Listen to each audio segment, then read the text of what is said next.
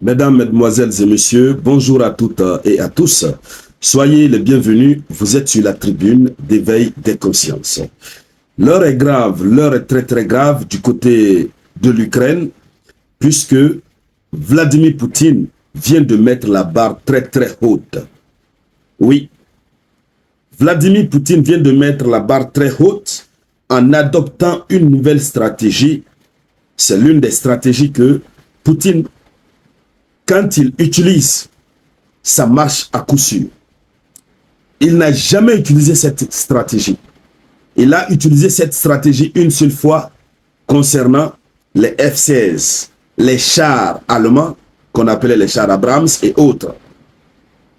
Vladimir Poutine vient de mettre un prix sur la tête de chaque mercenaire présent sur la ligne de front en Ukraine. C'est-à-dire, lorsqu'on parle de mercenaires, vous savez, vous avez des Américains, des Allemands, des Polonais, des Français qui partent au front pour lutter aux côtés de l'Ukraine afin de percevoir quelque chose, de l'argent. Il y a certains qui viennent parce que ce sont leurs pays qui les envoient. Ils viennent clandestinement pour aider l'Ukraine. Mais là, ce sont leurs propres pays qui les payent. Ce phénomène est devenu tellement récurrent que Vladimir Poutine s'est assis, il a réfléchi. Il a mis en place cette stratégie, jamais mise en œuvre. Pour les êtres humains, bien entendu. Puisque pour la première fois, on avait appris ici. On avait vu lorsque l'Allemagne se tapait la poitrine, lorsque les Occidentaux se tapaient la poitrine pour dire qu'ils vont envoyer les chars dernier cri en Ukraine et ces chars vont mettre la Russie à genoux. Ça va mettre la Russie KO. Ils ont envoyé des chars Léopard. Ils ont envoyé des chars Abrams. Qu'est-ce que la Russie avait fait? La Russie avait mis des primes. Quiconque, n'importe quel soldat russe qui parvenait à détruire un char occidental, il avait une prime spéciale qui n'avait rien à voir avec son salaire. Lorsque ce soldat parvenait à attraper sans endommager le char, la prime était doublée 5 fois. Donc c'est ce qui avait motivé les soldats russes. On avait vu les soldats russes qui ont ramassé presque tous les chars. Et c'est ce qui avait été utilisé, qui avait été exposé comme trophée de guerre à Saint-Pétersbourg et à Moscou, tout récemment par Vladimir Poutine.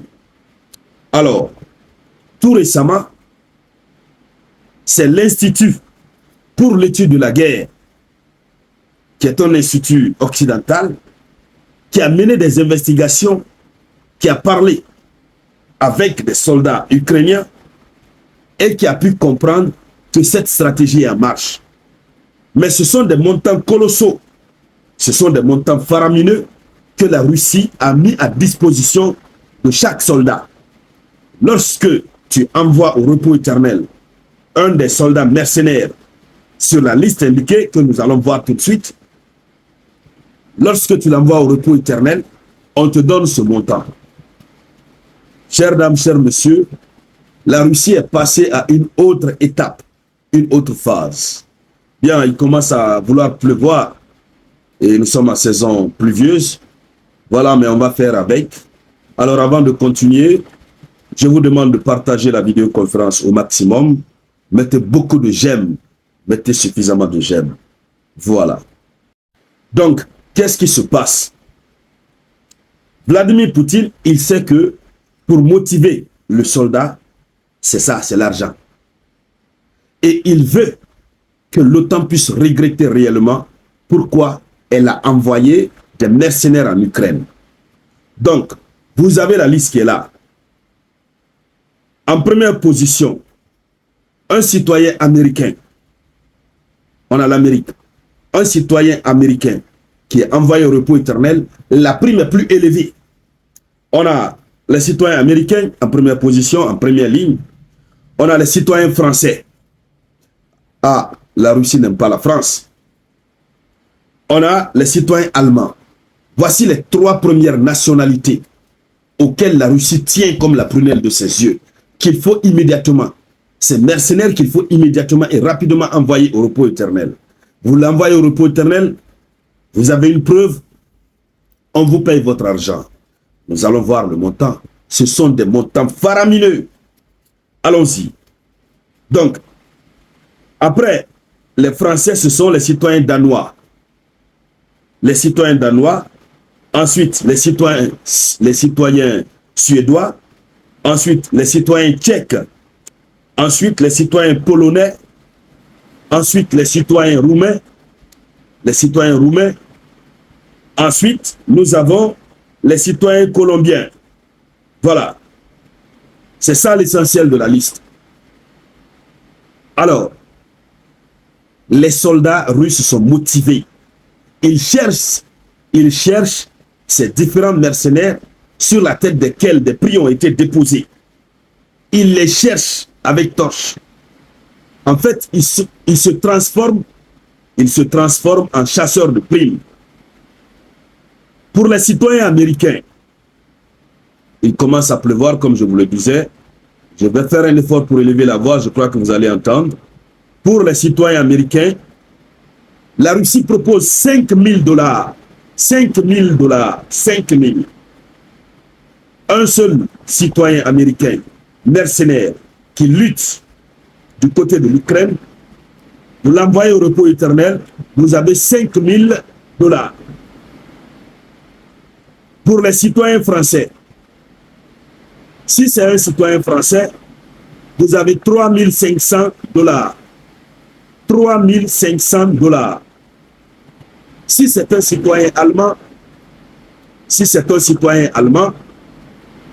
vous avez 3 000 $. Permettez-moi. Donc, si c'est un citoyen allemand, il a 3 000 $. Si c'est un citoyen danois, c'est 2 000 $. Si c'est un citoyen suédois, si c'est un citoyen allemand, 3 000 $, un citoyen danois, 2 000 $, un citoyen suédois, 2 000 $, un citoyen tchèque, 1 500 $, un citoyen polonais, 1 500 $. Je mets la liste est là, vous pouvez voir. Voilà. Si c'est un citoyen roumain, 1 500 $. Si c'est un citoyen colombien, 1 000 $. Voici la proposition que la Russie a eu à faire à ses soldats. Pensez-vous, est-ce que vous pensez qu'avec une telle proposition, les soldats ne seront pas motivés? Ils vont être motivés jusqu'aux os. Oui. J'aimerais en dire beaucoup plus sur cette actualité, mais malheureusement, il pleut fortement et j'ai dû zoomer la caméra pour vous permettre de m'entendre un peu plus. Et nous allons filtrer la voix pour voir, pour que vous puissiez entendre. Mais à cause de la pluie, je suis donc obligé d'arrêter la vidéoconférence. Déjà, c'est très chaud. L'Occident est inquiet. L'Occident est paniqué. Alors, partagez la vidéoconférence au maximum. Partagez-la dans tous les groupes possibles. Et je vous reviens avec de nouvelles actualités. C'était la voix de votre unique samouraï.